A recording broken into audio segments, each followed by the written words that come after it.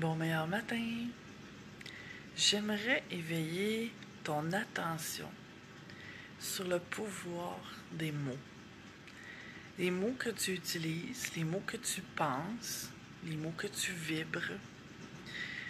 Et j'ai vraiment pris conscience de ça il y a quelques années quand quelqu'un que je connaissais m'avait invité parce qu'il avait acheté c'est un programme informatique en fait qui permet de lire les auras, tu sais, de voir plutôt à l'écran d'ordinateur les auras. Et cette personne-là voulait faire les, les réglages sur son programme et me demander de m'asseoir devant la caméra et qu'il regarde comment ça fonctionnait. On jasait. Je sais plus exactement comment c'est arrivé sur le sujet, mais ce que je me souviens, c'est que j'ai prononcé le mot d'une maladie très répandue que j'ai pas envie de dire. Je fais très attention à ce mot-là maintenant. Ça commence par C, ça finit par serre, OK? C'est comme un signe astrologique aussi. Dans le mois de octobre, non, je sais plus. En tout cas, vers la fin de l'année. Qui est sous forme de crabe, le symbole, OK? Si ça te donne assez d'indices. Et on parlait de cette maladie-là.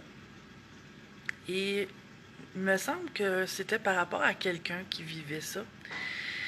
Et je connaissais pas vraiment cette personne-là. Tu sais, j'étais pas touchée personnellement comme si c'était quelqu'un de près de moi qui vivait ça et que je souffrais émotionnellement. Là. Tu sais, j'ai nommé le nom de la maladie et aussitôt, là, j'ai oublié de dire que la couleur de mon aura sur l'écran, c'était super beau, c'était mauve, rose, indigo. Et aussitôt que j'ai nommé ce mot-là, les couleurs ont changé, ça a pris une fraction de seconde. Tu sais, on regardait l'écran là, à ce moment-là. Et c'est devenu vert lait, brun malade, gris. Tu sais, ça a tout changé en une fraction de seconde.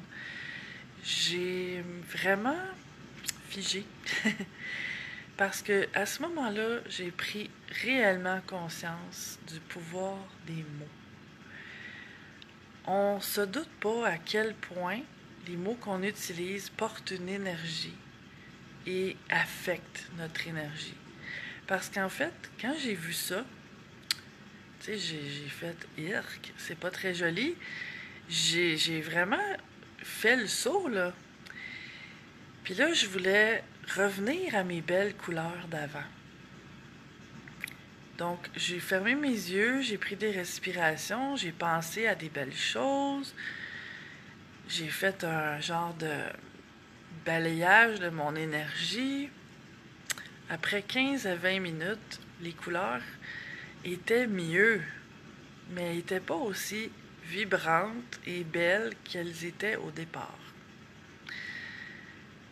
En une fraction de seconde, on peut vraiment, le mot que j'ai envie d'utiliser, c'est scraper notre énergie, notre aura, et ça va prendre un bon bout de temps de travail conscient de défaire ça, parce que là, on la voit pas toujours, tu sais, la plupart des gens ne voient pas nécessairement leur énergie, là, ou la sentent pas tant que ça. On porte pas attention vraiment à ça. Mais tu sais, on peut faire une expérience juste pour te donner une idée de ce que ça peut avoir l'air, tu sais. Fais juste penser au mot, on va dire, horreur. Et observe ce que ça fait en dedans de toi.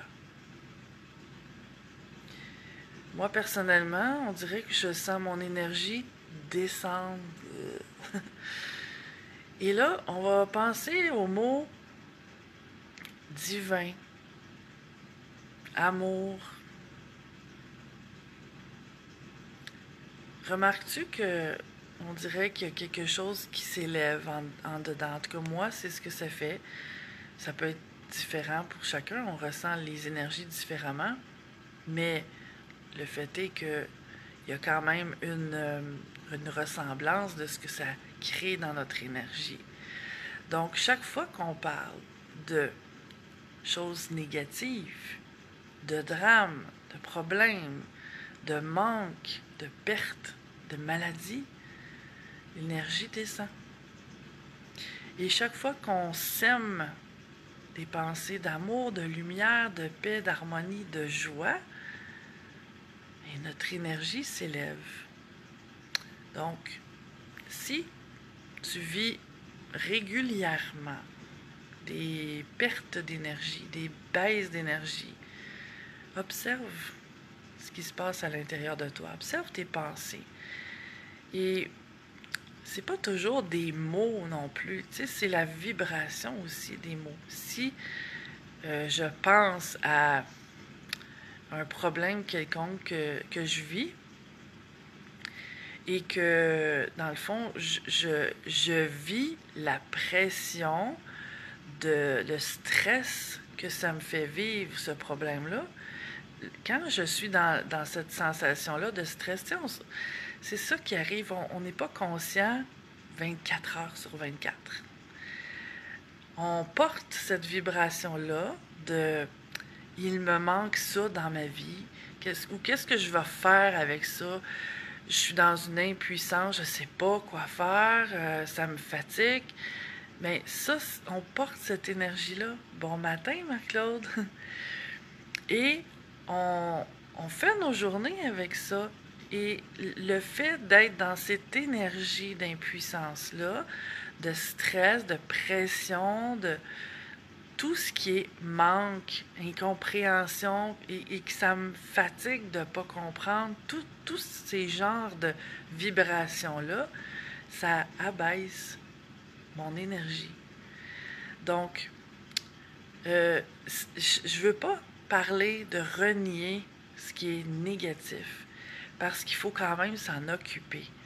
Mais plus j'attends de m'en occuper, que je le remets, je le repousse dans le temps, ça continue de me fatiguer un bon bout de temps.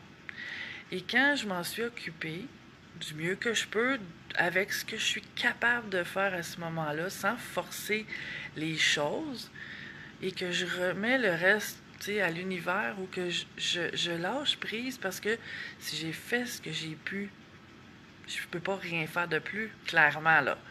Donc, si je peux rien faire de plus, ça me sert à rien de me stresser par-dessus. Donc là, c'est ça le défi, de retrouver ma paix intérieure en me ramenant à il n'y a rien de plus que je peux faire, le reste ne dépend pas de moi.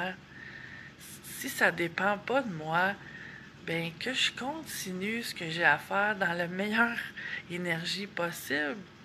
Parce que, tu sais, quand je fais des soins d'énergie aux gens, bon matin Virginie, je pense que ça te parle ce matin, si je comprends bien ton message. Moi aussi, je t'aime. Ben, c'est ça, je fais des soins d'énergie aux gens, puis je vois tellement d'énergie coincée, stagnante par rapport à essayer de forcer les choses, ou de prendre sur nous des responsabilités qui ne m'appartiennent pas, tu sais, d'essayer d'aider les autres, de sortir les autres d'un problème. Occupons-nous de nous. Ça veut pas dire, oui, je comprends, là, tu sais, si je vois quelqu'un qui est en train de se noyer, je vais aller l'aider en autant que ma vie soit pas en danger, tu sais. Mais c'est bien d'aider les autres, c'est bien de vouloir le meilleur pour les autres aussi. Par contre, je ne peux pas sauver l'autre de son expérience de vie, de ses choix qu'il va faire, du résultat des choix qu'il va faire, de ses leçons de vie à partir de ça. Donc, il y a plein de responsabilités que je vois dans les gens qui sont là, qui sont incrustés dans leur corps, de choses qui leur appartiennent pas.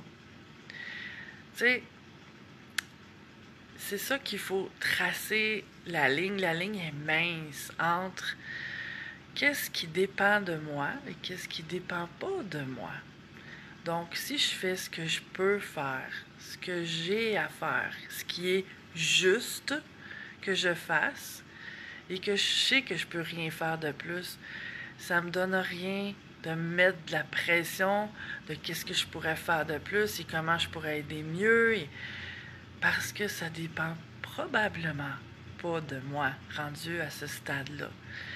Tu sais, le fait de faire de mon mieux, ça garantit pas que le résultat va être extraordinaire ou comme je voudrais que ce soit.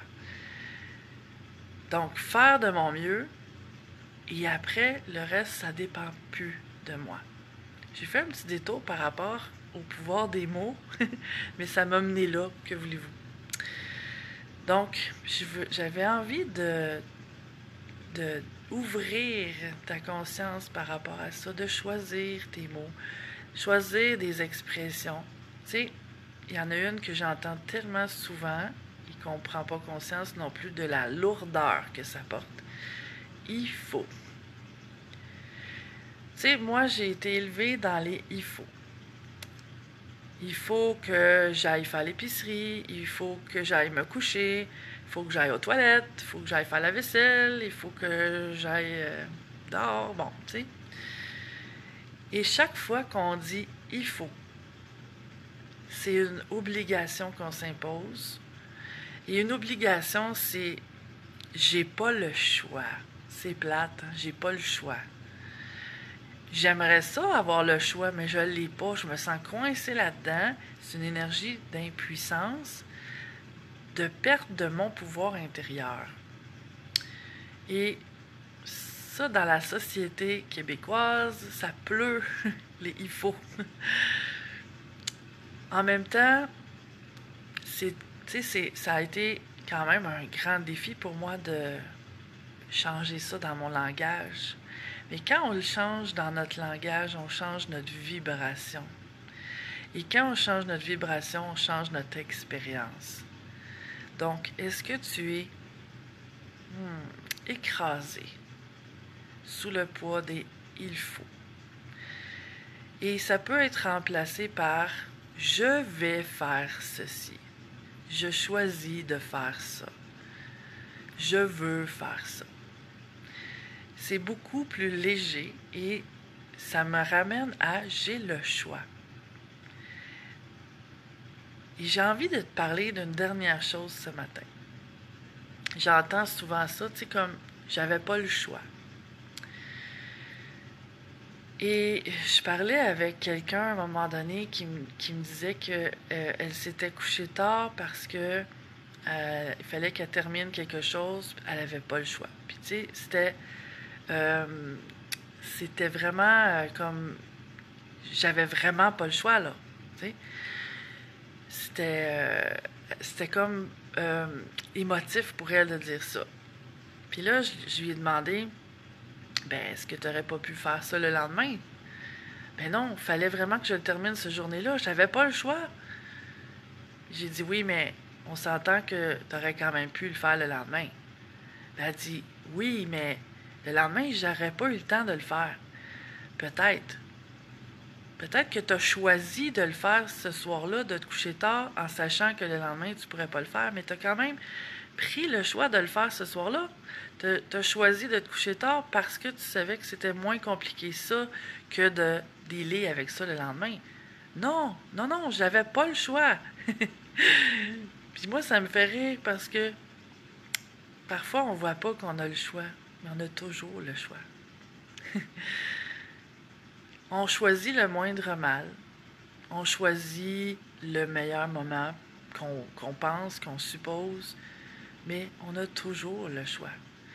Tu sais, oui, je comprends qu'elle préférait que ce soit fait cette journée-là parce qu'elle savait que plus tard, ça serait plus compliqué. Mais elle a quand même choisi de le faire cette journée-là, tu sais. Et ça aussi, le « j'ai pas le choix », c'est la même énergie que le « il faut ». C'est je suis coincée je suis obligée. Puis quand on est obligé à quelque chose, comment on se sent? C'est pas dans le plaisir, dans la joie, dans la légèreté qu'on va faire le geste. C'est dans la restriction, la limitation. Et à la limite, la frustration. Donc, ça aussi, c'est des énergies qu'on émane. Et si j'émane la frustration, qu'est-ce que je vais attirer par les lois de l'univers? Des énergies, des expériences, excuse-moi, de frustration. La magie de la vie que j'avais envie de te partager ce matin. Et sur ce, je te souhaite la meilleure des journées. À bientôt.